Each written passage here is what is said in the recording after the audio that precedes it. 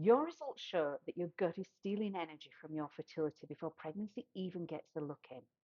Now, what I mean by that is not that you just bloated. I mean that your body is spending so much bandwidth reacting to food, clearing badly, managing inflammation, recovering from meals, that fertility is only able to get what's left, and pregnancy can't run on leftovers. So, most ladies are told that fertility is about eggs, AMH, ovulation, hormones, timing, IVF, supplements, all that stuff. So, you try harder. You clean up your food, you buy the fertility vitamins, you cut back on sugar, gluten, dairy, coffee, wine, anything that might be the thing. Then you eat something completely normal and your body reacts like you've done something wrong. You bloat, you feel heavy, your reflux kicks off, your bowels change, your head's thick, you get puffy, itchy, foggy, nauseous, exhausted.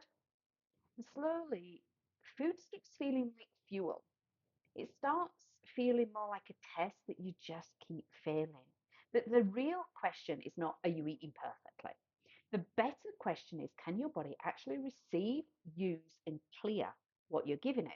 Because your digestion is not separate from your fertility. Your ovaries don't live in a different body from your gut, and your womb is not sitting in a private fertility bubble untouched by bloating, histamine, inflammation, blood sugar, sleep, stress, bowel movements, energy.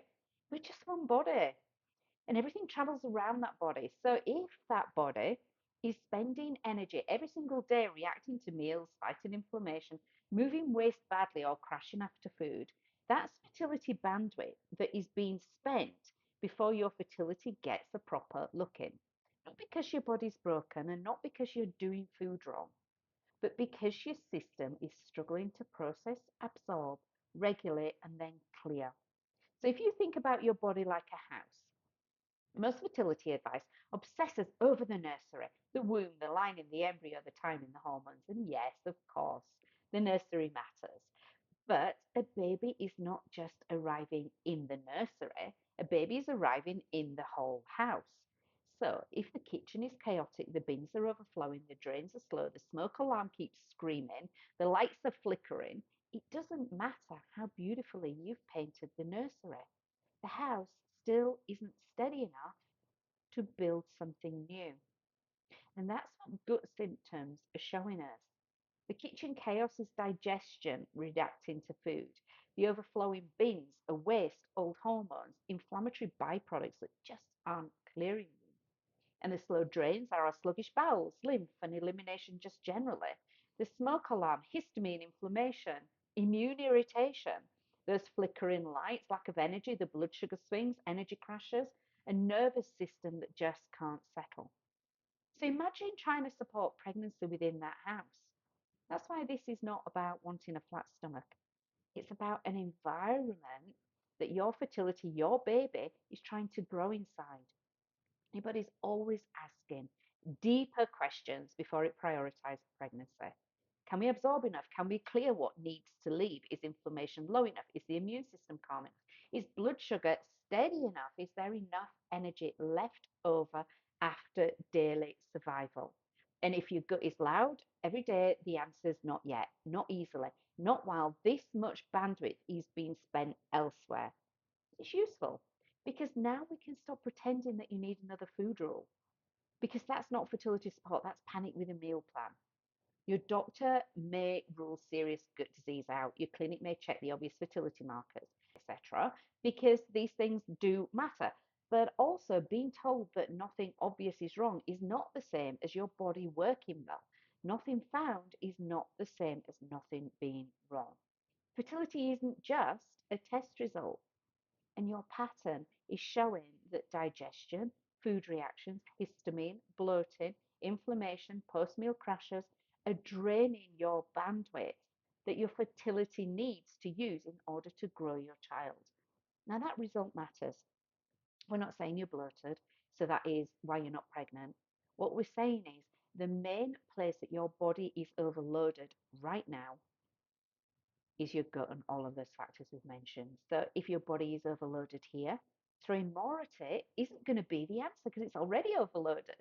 So more probiotics. So more probiotics, more fiber, more fertility foods, more restrictions, more rules, more late night research. That doesn't create clarity. It opens another tab in a system that's already freezing. A probiotic is not a strategy if your whole digestive system is screaming. The fertility food list is not enough if your body's reacting to food instead of being able to use it.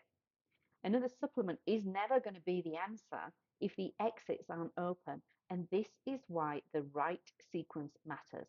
Healthy food is only helpful if your body can actually do something useful with it. That's the point of food, isn't it?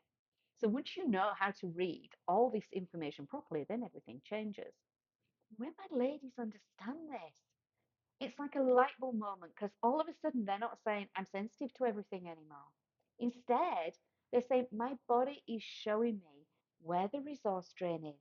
So then they stop asking, what else should I cut out? Instead, they're asking, why is my body reacting in the first place?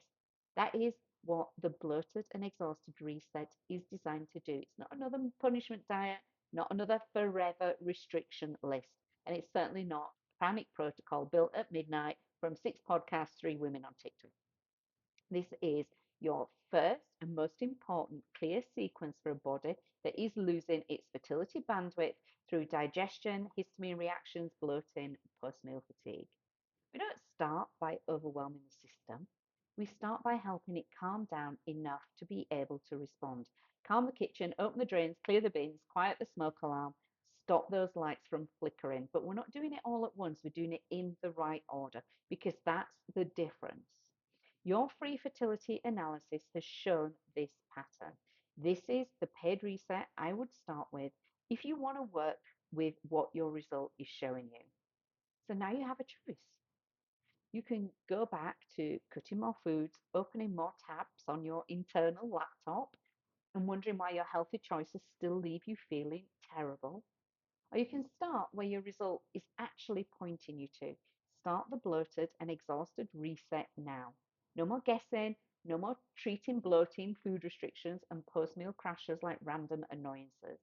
No more making your life smaller because your body keeps shouting. Let food become information again and let your digestion stop draining so much bandwidth that your body could use to grow a child. Let the house become calmer, clearer, more able to support what you are asking from it. Because this is not about eating perfectly, it's about finally doing the right thing first.